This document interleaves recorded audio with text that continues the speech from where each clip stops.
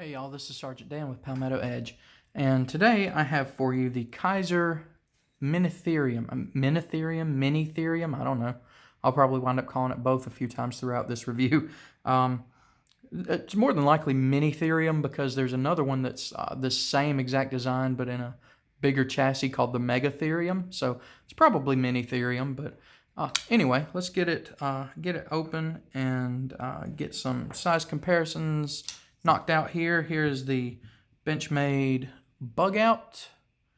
Here is the Spyderco Paramilitary 2.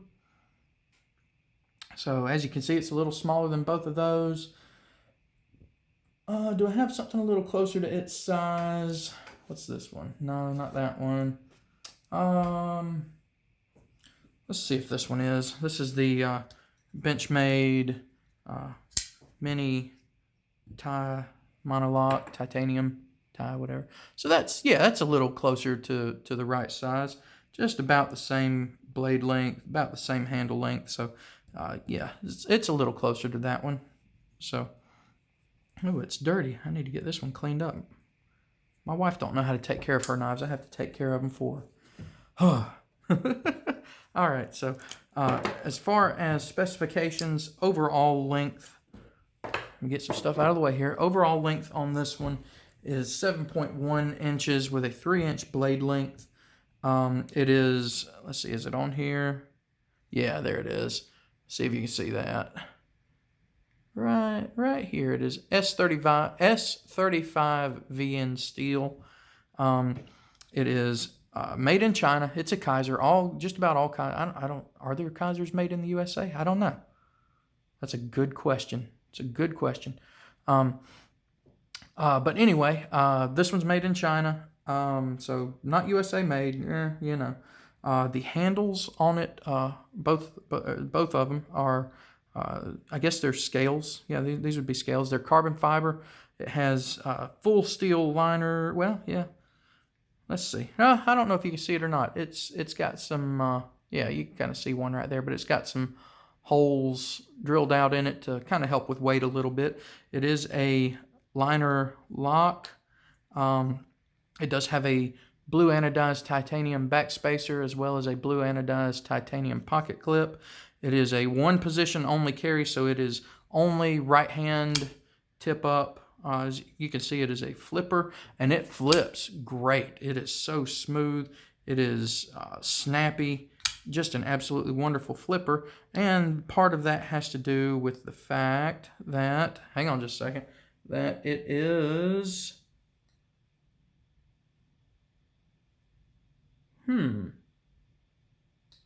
I think it's on bearings. Let's see. Let me look at something real quick.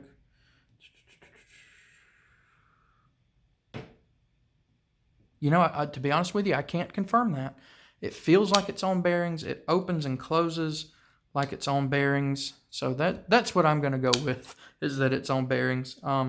It's really hard to see down in there good for me to be able to tell. If it is on bearings, it's some of the captured bearings as opposed to some of the not free floating, but like the KVT ball bearings that are just loose in a little groove in there. So if it is on bearings, it's on some of the ones that are captured within a washer. It is an Elijah Isham design, and if you're not familiar with him, this is his style. This just screams Elijah Isham, and as a matter of fact, this is a little conservative for some of his designs. A lot of his are just real fantasy-like, real futuristic, and this one's borderlining there, but a lot of them are just over the top. You know what I mean? I like them, but they're over the top. So yeah, they describe the shape of the blade as a Wharncliffe, and I guess so. If you take away a lot of the bigness and the fanciness of it, and you look at the edge and the tip and what that provides, yeah, that's pretty much a Wharncliffe. Okay, I can see that. So yeah, let's get into the review of this thing. If you are a fan of Nick Shabazz, he has done a review on this, and he has called it almost, his way of saying it, something's either a gem or it's not. He has knives that he just says are absolute gems. And for him, he said this one was almost a gem. And I guess I don't like it quite as much as he does. I think it's a great knife. I wouldn't quite put it in gem category or even almost gem category. And no real awful reason why. I mean, it feels good in hand. It's got this awesome little hook for the finger groove, finger choil, whatever you want to call that, up here that really keeps you from sliding up on it. You can get a good 4-finger grip on it. There are no hot spots to speak of. The handles, even though they're carbon fiber, they're not like super slick. They're not like polished, so you still get a little bit of traction on them. Okay, but even if not, this little hook here really keeps you from sliding up on that thing. It is absolutely sharp. As I say all the time, you buy a knife expecting it to be sharp, but then some of them you get and you go, whoa, that's sharp, and whoa, this one's sharp, okay? And it's got that flat grind on it to help back up that sharp edge, so it's really, really a slicer. It's got an okay tip on it. I mean, it'll do okay with any puncturing or piercing. Let's see. Lockup on it is good. Let's see, you getting that? Yeah, lockup on it's absolutely fine. Blade centering is absolutely perfect. The detent on it, I don't usually comment on the detent on knives, but the detent on it is, where is it? There, I feel it starting. No, there we go. See there? It's got a great detent on it, and it having such a good, strong detent on it helps to make it such a good flipper. But on the other hand, too, if you want to, you can use this thumb hole to open it, slowly, gently, whatever. I love the design of it. I love the carbon fiber and how it's got this two-tone kind of pinstriping deal going on. And, of course, that's the same on both sides. Love the blue anodized titanium pocket clip as well as the back spacer. It's really, really a nice looking knife. It's really well designed. Of course, and again, it's an Elijah Isham. I could probably easily say, as far as knife designers, Elijah Isham is probably in my top 5, maybe even top 3. Okay, I love the look of his knives. Really, really nice. Really well, for a Chinese company. Like it's really, really solid, really well made. No blade play whatsoever. It's actually, even though it's a Chinese-made knife, it's a U.S. steel S35VN. It's let's see. I think I mentioned it's stonewash, and that just really, the stonewash on top of all the other little artistic design features like the carbon fiber and the titanium on it and everything just really make it look like a beautiful, beautiful knife. And to me, that's what it is. It's a beautiful knife. It's one to look good. It's one to, whip out and impress your friends. Go, oh, wow, that looks nice. Yeah, it is. Here, take a look at it. Check it out. To me, it's not really practical for, okay, when I talk about practicality, you got your Kizer Minitherium and your Benchmade bug out, okay? You want a practical knife, get a Benchmade bug out, okay? But am I saying that this is a bad knife? No, not at all. As a matter of fact, do I even have anything to complain about with it? No, I really, really don't. The pocket clip works fine. It looks good to me. It's got good retention. It's easy in and out of the pocket. All the seams and lines and everything line up perfectly. There's no gaps, no overlaps, no sharp anything sticking up, sticking out. No flaws or issues at all with the carbon fiber. It came absolutely perfectly centered. perfectly locked up right out of the box. I haven't had to touch the pivot as many times as I've played with this and opened it and closed it and everything. I've had no issues with the pivot. Another thing to point out, there's people that absolutely hate branding and billboarding on their knives. This one is minimal at best. You've got your Kizer logo on it right here, and that's not even like a real dark. It doesn't really stick out much. And then you got your name of it here, the Minitherium, along with Elijah Isham's little emblem there too. And it's, the same as the Kizer thing here. It does not stand out whatsoever. So when it's closed, I mean, minimal, absolutely minimal branding and billboarding. So, nothing on the pocket clip. So like I said, for me, this is a knife that's more of one to when I feel fancy. When I'm feeling fancy, this is the knife I'll carry. No, but seriously, it's more or less. I don't know that I'd call it a gentleman's carry because it's still a big, scary looking knife, but it's definitely one that's more for when you're going to an event, or you're dressing up a little to go out and do something. This is definitely more of the kind of knife I would carry in those circumstances, as opposed to one that gets good truly everyday carry use and abuse. Okay, so yeah, that's about where I am as far as the purpose of this knife, in my experience, in my opinion. Now let's talk about the price. This thing on Blade HQ right now is just under $200. I think they're $198. That's a lot of money. Especially for something that's just really, in my opinion, more or less made to look good. Now, does it perform? Yes, it does perform. It's got a great blade shape. I love the blade shape. It's got a great shape, great grind on it to help back up, the whatever you could possibly do with it. It's firm. It's sturdy. Okay, it is built well.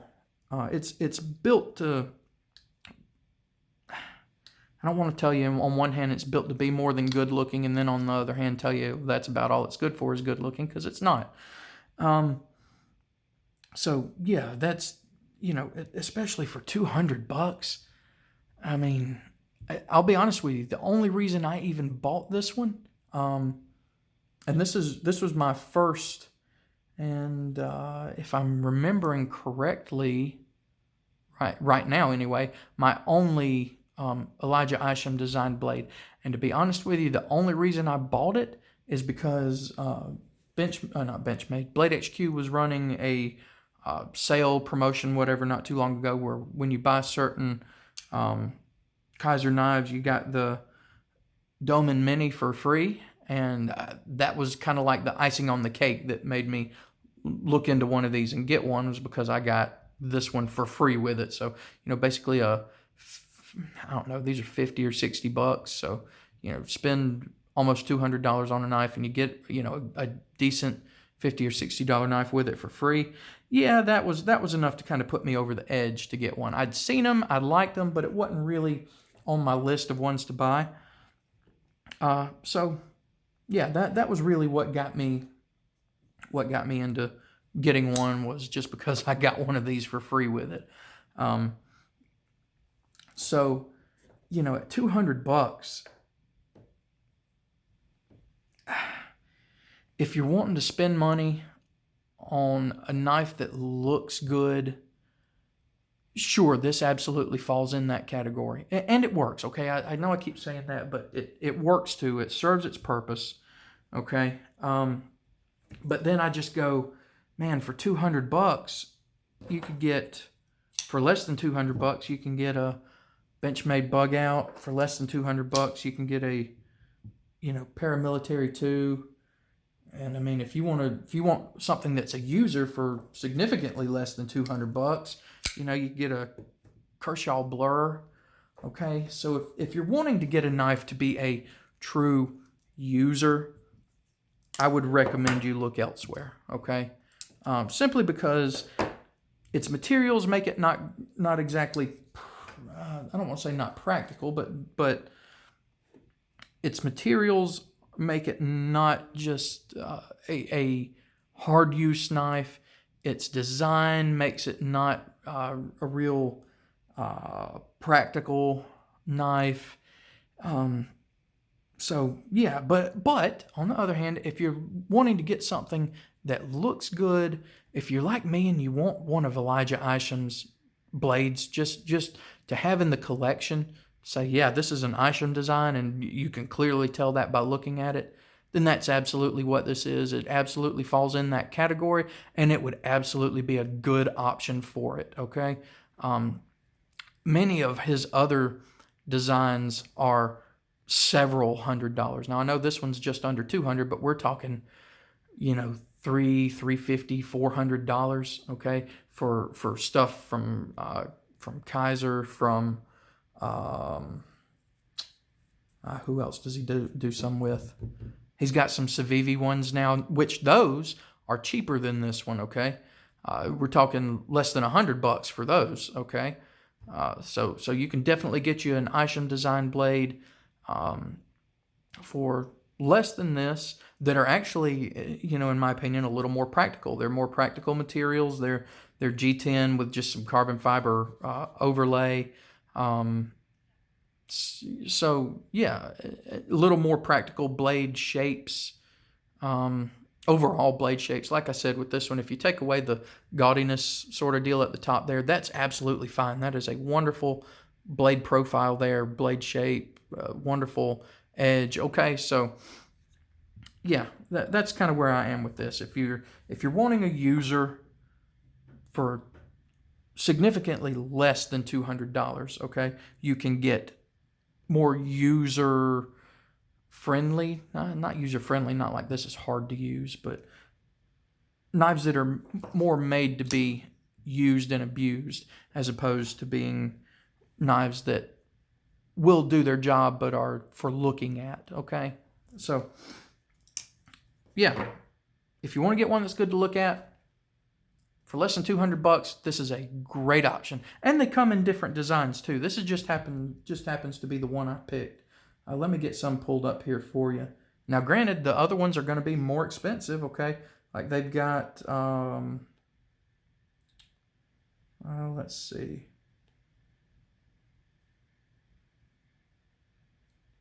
Okay, like they've got these here that are titanium and carbon fiber with Damascus steel blades, okay? But they're $329, okay? So yeah, that's about where I'm going to have to leave it on this one. It will do the job, but to me, in my opinion, it's more or less a pretty knife to look at. That by the way, I am happy to have in my collection, okay? I'm absolutely happy I got it. Especially, like I said, especially since I got a free, more of a user knife with it, okay? Absolutely happy that I got it. If something were to happen to it where, Kizer's warranty wouldn't help take care of me, would I replace it? Honestly, probably not, because other than the time I carried it to be able to get a review out for you, it hasn't been in my pocket much since then. When I'm at home, it'll go in my pocket every once in a while. But would I replace it? Probably not, because $200 is a lot of money to spend on a knife, especially when you can get ones that are, I know I've already said this, but, better users for the same price or less. So no, I probably would not replace it, although I am happy to have it, okay? So yeah, that's where I got to leave it, guys. Thank y'all for watching. Make sure you like, comment, subscribe. Go check out my Instagram. It's @PalmettoEdge, and y'all have a good one.